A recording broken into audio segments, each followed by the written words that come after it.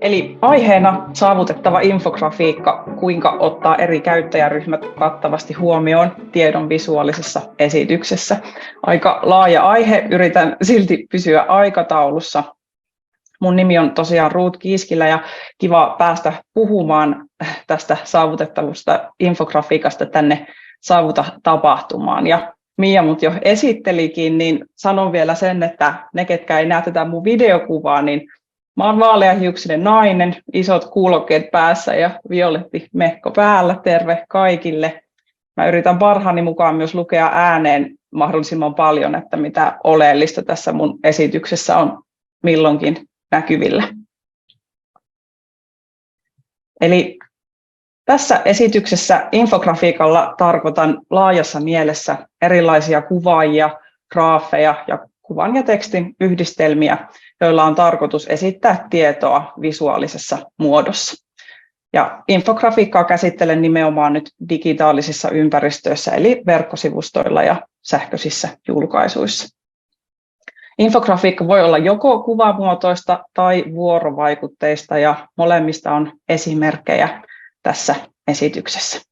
Ja tämän esityksen sisältö tosiaankin perustuu Eficoden saavutettava infografiikka-oppaaseen, jonka olen koonnut. Ja tämän oppaan voi ladata Eficoden sivuilta. Linkki löytyy tästä minun esityksestä, eli efficode.com kautta saavutettava-infografiikka, mutta ehkä myös Elfi voisi laittaa, tai joku muukin voi laittaa linkin tuonne keskustelun puolelle, että on helpompi päästä sinne. No, lähtökohta ihan ensin selväksi, eli infografiikka on tapa kertoa useammasta asiasta ymmärrettävästi samaan aikaan. Se on tapa luoda tietoon visuaalisia yhteyksiä ja suhteita, jotka ei nousisi yhtä helposti esiin pelkästä numeraalisesta datasta tai tekstistä. Ja ennen kaikkea se on tapa parantaa tiedon hahmotettavuutta. Eli kokonaisuudessaan tiedon visualisoiminen on hyvä tapa tukea tiedon kognitiivista saavutettavuutta. Me saadaan usein parempi käsitys monimutkaisemmistakin aiheista selkeän visuaalisen esityksen avulla. No, infografiikka kohentaa tiedon ymmärrettävyyttä suurelle osalle käyttäjistä, mutta se ei saa tarkoittaa, että osa käyttäjistä suljetaan samalla täysin tiedon ulkopuolelle. Eli tässä tullaan nyt saavutettavuuskysymyksiin. Silloin kun esitetään tietoa visuaalisesti, niin täytyy mennä se tieto edellä. Infografiikkaa tai yleisemmin graafeja tai kuvaajia ei pitäisi roiskia sisällön sekaan tuosta noin vaan sen enempää miettimättä, vaan aina pitäisi nähdä sen verran vaivaa, että se tieto on saavutettavaa kaikille. No, kun puhutaan saavutettavuudesta, niin puhutaan toki ensisijaisesti ihmisistä. Erilaisten käyttäjien ja käyttötapojen huomioiminen infografiikan luomisessa on käytännössä yleisön laajentamista ja loppukädessä laadun parantamista. Saavutettavuudestahan hyötyy kaikki, on kyseessä sitten vaikka pysyvä, tilapäinen tai siihen käyttötilanteeseen liittyvä rajoite. Kaikkihan meistä näitä tilanteita välillä kokee, vaikka ei ehkä ajattele nimenomaan saavutettavuusongelmaksi siinä tilanteessa. Palaan tähän aiheeseen vielä vähän myöhemmin muutaman esimerkin kautta. Ja vaikka saavutettavuuden piirissä puhutaan usein säännöistä ja ohjeista, vähän ehkä puisevastikin, niin kaikki nämä periytyy ihmisistä ja se on hyvä muistaa. Eli näistä digipalvelulaista tuttujen VCAG-ohjeiden noudattaminen on infografiikassa tosi hyvä lähtökohta, vaikka laki ei siihen suoraan edes velvoittaisi. VCAG-ohjeistossa on otettu eri käyttötavat ja erilaisten ihmisten ominaisuudet niin laajasti huomioon, että itse ei tarvitse muistaa näitä kaikkia eri käyttötapauksia, kun muistaa ne muutamat perussäännöt. Ja mä en mene tässä esityksessä tarkemmin näihin VCAG-ohjeisiin, mutta ne on taustalla lähes kaikessa tässä, mistä tulen puhumaan. No, sitten mulla on esimerkki, jossa meillä on ihan kuvitteellinen vuorovaikutteinen grafiikka tai oikeastaan nyt sit kuvia siitä.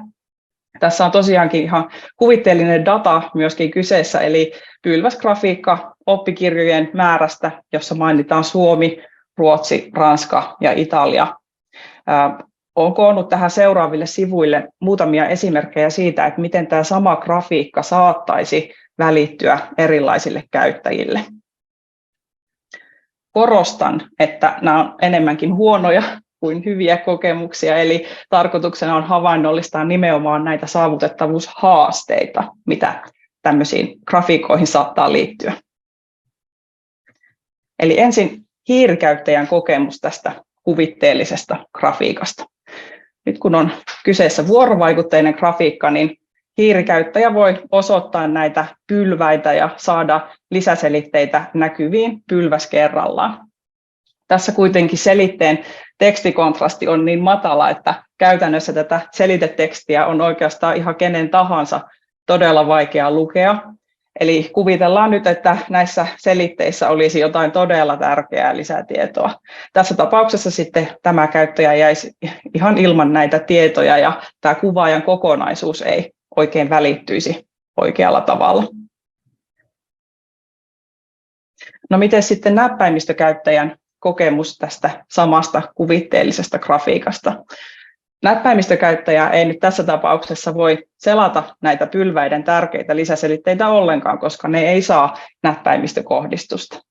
Käyttäjä siis näkee tämän kuvaajan pelkästään tässä niin sanotussa lähtötilanteessa, koska nämä tärkeät, tarkemmat selitteet jää kokonaan näkemättä ilman hiirtä tai muuta osoitinlaitetta. Sitten vielä viimeisenä ruudunlukijakäyttäjän kokemus edelleen tästä samasta grafiikasta. Nyt meillä ei enää olekaan kuvaa näkyvissä, vaan pelkkää tekstiä. Mä luen nyt siis ääneen, mitä ruudunlukijakin voisi tästä grafiikasta lukea. Oppikirjojen määrä 15, 10, 5, Suomi, Ruotsi, Ranska, Italia 5, 7, 6, 6. Eli tässä mun esimerkissä nyt ruudunlukija sanoi ensin grafiikan nimen, sitten se luetteli nämä mun keksimät pystyakselin arvot 15–5 ja sen perään vaaka-akselin arvot, eli nämä kielten nimet. Sen jälkeen luettiin yksi kerrallaan nämä kielten pylväiden arvot numeroina.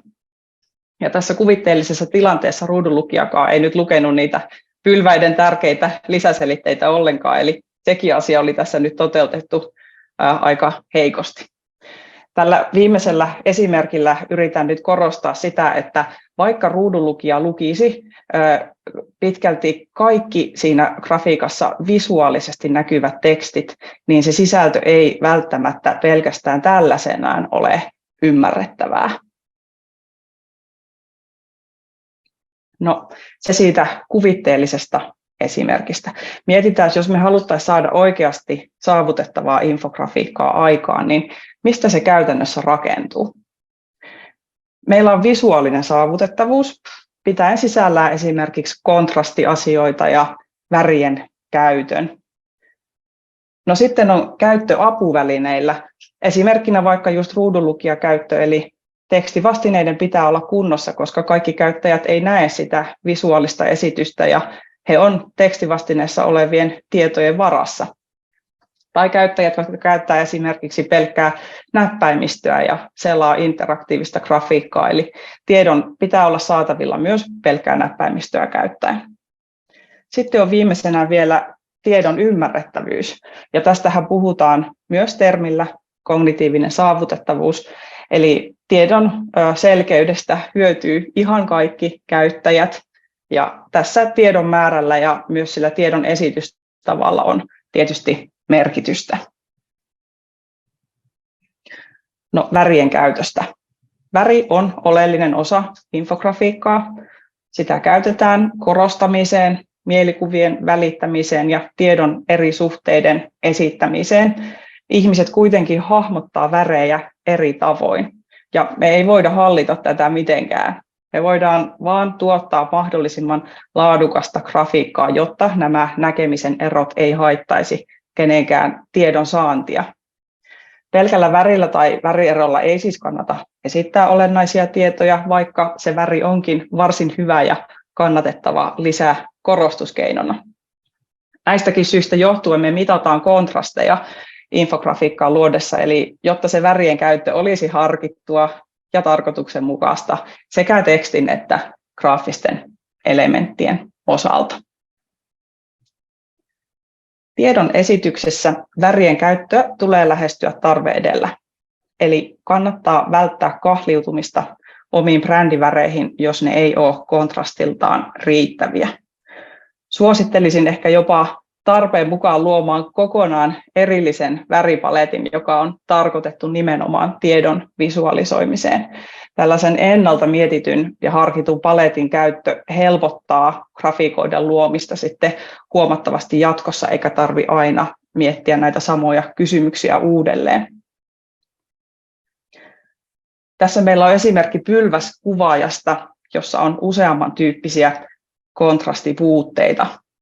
Eli kuvaajan tekstit, akselitekstit ja värien selitetekstit siis on vaaleanharmaita. Nämä pylväät on vaaleanharmaita ja vaaleankeltaisia ja lisäksi nämä akseliviivatkin on vaaleanharmaita. Eli tekstin lisäksi näissä graafisten elementtien kontrasteissakin on puutteita. Tämän tyyppisiä ongelmia voidaan tietysti lähteä ratkomaan ihan loputtoman monilla tavoilla, mutta katsotaan nyt muutama esimerkki mahdollisista ratkaisuista. Eli ensinnäkin värejä voi aina muuttaa. Ensimmäisessä esimerkissä harmaa väri tummennettiin täyttämään molemmat kontrastivaatimukset. Vaaleankeltainen haluttiin säilyttää, joten sille värille lisättiin ääriviiva. Tämmöinenkin ratkaisu on siis yksi mahdollisuus. Toinen vaihtoehto olisi kytkeä nämä selitteet ja numeraalinen tieto näihin pylväisiin visuaalisesti. Eli silloin kun kaikki oleellinen tieto on kerrottu selkeästi tekstimuodossa pylväiden yhteydessä, niin näiden pylväiden oma kontrasti taustaansa ei olekaan enää välttämättä niin tärkeä. Toki on aina suositeltavaa käyttää tarpeeksi erottuvia värejä, mutta tämäkin voi olla yksi ratkaisu. Eli älä luota pelkkään väriin tai värieroon tiedon esityksessä. Vanha-aikaisesti voisi sanoa, että väri on hyvä renki, mutta huono isäntä. Katsotaan seuraavaksi, että mitä tämä voisi tarkoittaa käytännössä. Tässä meillä on esimerkki viivagrafiikasta, jossa on 3 viivaa, violetti, musta ja turkoosi. Kaikki viivojen värit kyllä erottuu valkoisesta taustasta riittävällä kontrastilla, mutta kaikki niistä ei erottu riittävästi toisistaan. Tämä kävisi ilmi siis vaikka kontrastimittarilla vertaamalla näitä värejä toisiinsa. Jos ihmisellä on tavanomainen värinäkö, niin nämä värit pystyy kyllä erottamaan toisistaan, mutta entäs jos katsotaan harmaasävyversiota tästä samasta kuvasta? Heti huomataan, että tämä harmaasävyversio onkin jo todella vaikealukuinen, eli viivat ei enää erotu toisistaan selkeästi. Ja tätäkin tarkoitin, kun mainitsin siinä esityksen alussa, että saavutettavuus kohentaa tiedon visualisoinnin laatua. Eli jos tällainen viivagrafiikka olisi esimerkiksi jossain tiedostossa, jonka joku sitten päättää tulostaa harmaasävyisenä, niin se kuvaajahan olisi aika pitkälti hyödytön. Entäs ratkaisuvaihtoehtoja sitten tähän? Ensimmäisessä vaihtoehdossa viivojen selitteet on sijoitettu suoraan niiden yhteyteen. Eli tämä on aika suoraviivainen ratkaisu. Toisessa esimerkissä on hyödynnetty eri viivatyylejä ja datapisteitä, eli katkoviivaa, neliönmuotoisia datapisteitä toisessa viivassa ja ympyrämuotoisia datapisteitä kolmannessa. Kummassakaan vaihtoehdossa lukijan ei tarvitse enää värien perusteella päätellä, että mikä viiva esittää mitäkin tietoa. Ja kuten näistä esimerkkeistä nyt samalla myös huomataan, niin värien käytöstä ei tarvitse missään tapauksessa luopua, kun näitä esitysten visuaalista saavutettavuutta parannetaan niin kuin muilla keinoilla. Eli värien järkevä hyödyntäminen kannattaa aina, mutta väri ei saa olla se ainoa erotin. No sitten vielä ympyrägrafiikka esimerkki. Eli tässä kuvassa on grafiikka, jossa on sininen, violetti, harmaa, oranssi, musta ja vihreä osio. Näillä väreillä on riittävä kontrasti valkoiseen taustaan nähden, mutta ei verrattuna toisiinsa. Ja sitten tämä tavallinen ratkaisutapa, eli väriosioiden väliin on tässä toisessa kuvassa lisätty taustan värinen ääriviiva. Nyt nämä värit ei ole enää kiinni toisissaan, vaan niitä verrataan siihen viereiseen väriin, eli valkoiseen. Tässä kuitenkin näiden selitteiden sijoittelusta johtuen väri on edelleenkin ainoa erotin näiden osioiden välillä, ja tätä voi havainnollistaa jälleen tarkastelemalla tätä kuvaa harmaasävyisenä. Eli ei ole kovin helppo tulkittava. Taas tarvittaisiin vielä joku muu vähän kestävämpi ratkaisu. Eli taaskin kun selitteet sijoitetaan näiden osioiden yhteyteen, niin näitä osioiden värieroja ei tarvitse enää tulkita. Nämä värit vaan tukevat tämän tiedon hahmottamista, mutta tiedon saanti ei riipu niistä. Toisessa esimerkissä on havainnollistettu, että myöskin kuviotäyttäjä voisi hyödyntää tällaisessa tapauksessa, missä on monia värejä. Tässäkin tietysti huomataan, että kuvioita olisi pakko hyödyntää tässä jo aika lailla, jotta se riittävä erottuvuus sekä taustasta että toisista väreistä olisi varmistettu. Sitten kuva- ja vuorovaikutteisen grafiikan vertailua apuvälinekäytössä tai itse asiassa joitakin huomioita niistä. Eli ensin kuvamuotoinen grafiikka, esimerkiksi JPG tai PNG tai vastaava. Tekstivastineen tulisi sisältää sen kuvan sisältämä tieto. Tässä ei riitä pelkkä yleiskuvaus tai vaikka kuvaajan nimi, jos siinä kuvassa esitetään ihan tarkkaa dataa. Huomioi pienemmät näyttökoot ja suurentamisen tarve myös kuvan laadun kannalta. Eli on tärkeää varmistaa, että kuvaa voi laadukkaasti suurentaa esimerkiksi mobiilikäytössä, koska kuvat saattaa muuten pienentyä sellaisiksi, että niistä ei välttämättä saa mitään selvää. Ja osa käyttäjistä haluaa muutenkin suurentaa kuvia. Kuva kannattaa otsikoida selkeästi ja todellisena tekstinä oikeaa otsikkotasoa käyttäen, jotta se kuva löytyy helposti. Ja tällä tarkoitan sitä, että joskus näkee, että se otsikko on leivottu sinne kuvan sisään, josta se ei sitten nouse sen ympäröivän sivun otsikkohierarkiaan mukaan, ja näin se sitten vaikeuttaa sen grafiikkakuvan löydettävyyttä esimerkiksi ruudunlukijalla. No vuorovaikutteisesta grafiikasta sitten muutama asia. Kuten tässä esityksen alussa olevassa esimerkissä yritin havainnollistaa, niin eri käyttötavat tulee aina huomioida. Ja ymmärtääkseni useimmat apuvälineet hyödyntää joko näppäimistö- tai kohdistinrajapintaa, eli että kaikkia yksittäisiä apuvälineitä ei välttämättä tarvitse testata erikseen. Vuorovaikutteisessa grafiikassa tekstit ei ole yleensä kuvamuodossa, vaan ruudunlukijakäyttäjät etenee tiedoissa pala kerrallaan lukemisjärjestyksessä, eli tiedon ymmärrettävyys on varmistettava. Tarpeen mukaan täytyy kirjoittaa kuvaava yhteenvetoteksti tai lisäselitteitäkin. Tämän tyyppiset lisätekstit ei sitten aina ole näkyvissäkään muille kuin ruudunlukijakäyttäjille. Sitten on varmistettava toiminta myös pienemmillä näytöillä ja kannattaa testata myös kosketusnäyttöjen toiminta. No sitten tekstivastineista vähän syvemmin, eli parhaita käytäntöjä niihin liittyen.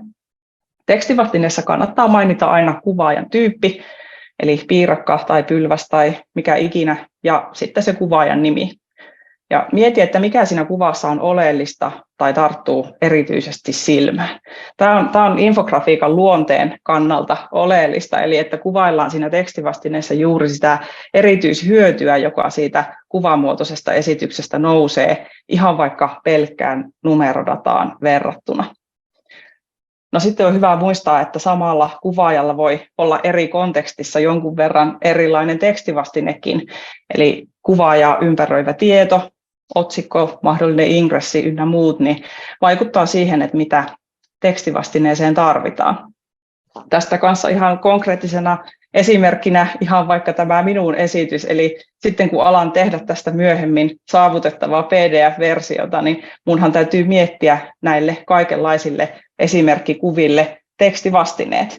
Eli että miten saan kirjoitettua auki sen oleellisen asian näistä yksittäisistä esimerkeistä. Ja sitten tekstivastineen tulisi tosiaan periaatteessa sisältää kaikki sen kuvan sisältämä tieto, mutta käytännössä tämä saattaa vaatia erillisen pidemmän selitteen, josta kerronkin nyt seuraavaksi lisää. Eli infografiikka sisältää monesti paljon enemmän tietoa kuin mitä on järkevää kirjoittaa tekstivastineeksi. Jos kaikki kuvan tieto ei mahdu sinne tekstivastineeseen, niin täytyy ohjeistaa, että mistä se pidempi selite löytyy. Taulukkomuotoinen tieto on usein hyvä tekstivastine paljon numeraalista tietoa sisältävälle kuvaajalle, mutta myös se taulukon oma saavutettavuus täytyy tässä tietysti varmistaa. Ja pidemmän selitteen voi kirjoittaa myös tekstimuotoon. Tekstissä on mahdollisesti helpompi kuvailla vähän monipuolisemmin niitä eri tietojen yhteyksiä toisiinsa, jos sellainen tarve on. Ja pidemmän selitteenhän voi sijoittaa kuvaajan yhteyteen tai siihen voi linkata esimerkiksi kuvatekstistä.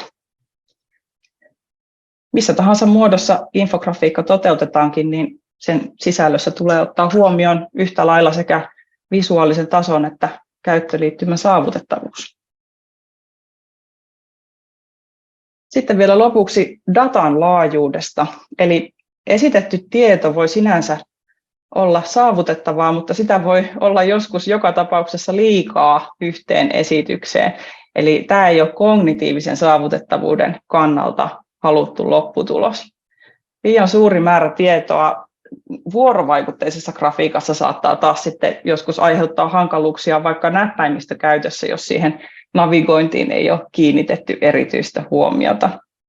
Jos ajatellaan, että esitys sisältäisi esimerkiksi 100 datapistettä, jotka kaikki saisi sarkainkohdistuksen, niin sehän olisi aika kauhea navigoitava.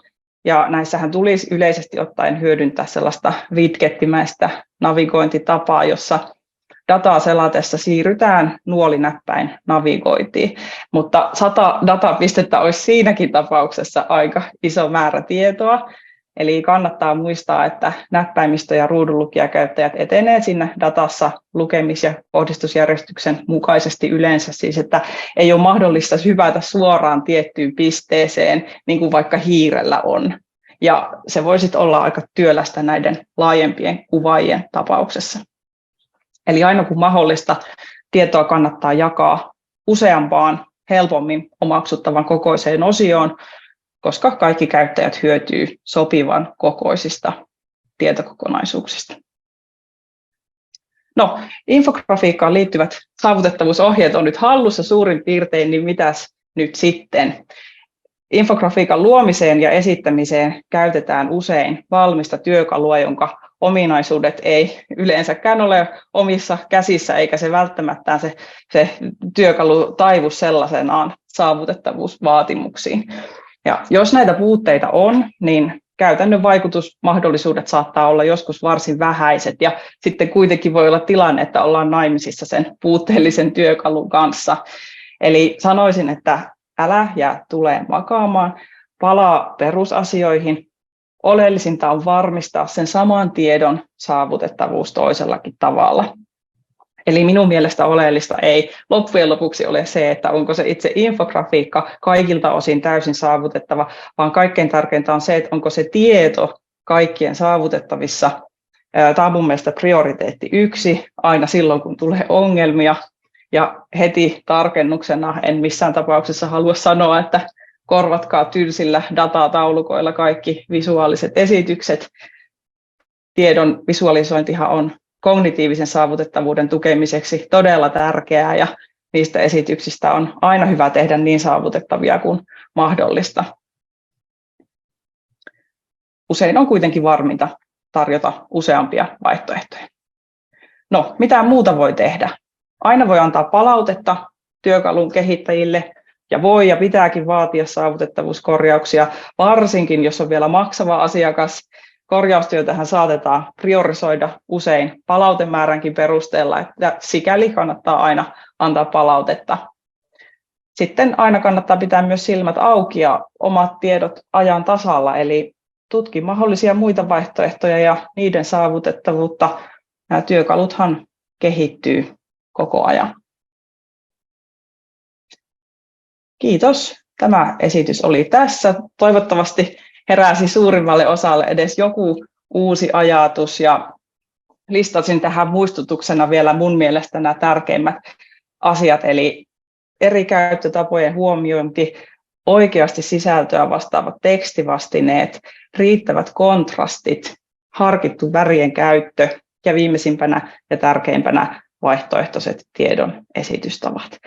Tässä on näkyvissä myös mun yhteystiedot, eli sähköpostiosoite ruut.kiiskila@eficode.com, eli sinne voi olla yhteydessä, jos jotain kysymyksiä herää vielä tämän esityksen jälkeen.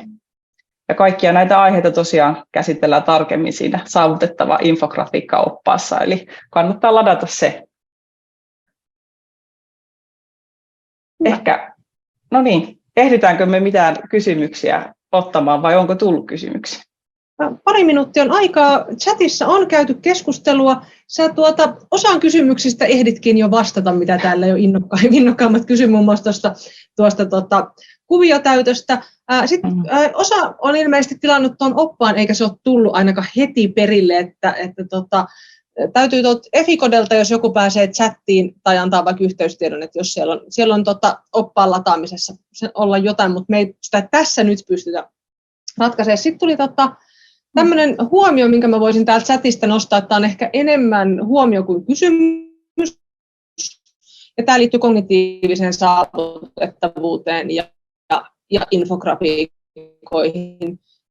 Eli siihen ennen kaikkea, että usein nämä kuvat vievät tulkintaa, jolloin esimerkiksi tiettyä symboliikkatasoa voi olla hankala ymmärtää, että jos on joku strategiakuva, jolla vaikka jollain taloilla halutaan symboloida arvoja, niin se tulkinta voikin olla se, että tämä yritys rakentaa taloja. Eli se tavallaan siellä usein hyödynnetään semmoista symboliikan tasoa, mikä ei ole kaikille sitten aukea. Että tämä on vielä semmoinen, mikä varmaan ehkä tulee sitten kognitiivisen saavutettavuuden, kun se tulee enemmän ja enemmän puheeksi, niin myös sitten tuossa infografiikkapuolessa nousemaan. Kyllä. Onhan kaikki tämmöiset kuvakkeet ja ikonit niin on hyvä niin kuin tukemaan tietoa, mutta niihinkään ei pääasiassa kannata luottaa, koska niissä on just tämä tulkinnan vara aina olemassa. Juuri näin. Sitten parikin henkilöä kysyy, että onko sinulla esimerkkejä tai ajatuksia, että mitkä ohjelmat tai järjestelmät on hyviä, missä on niin kuin helppo tuottaa saavutettavia infograafeja työkaluilla. Että tuleeko suoraan sieltä kuin apteekin hyllyltä?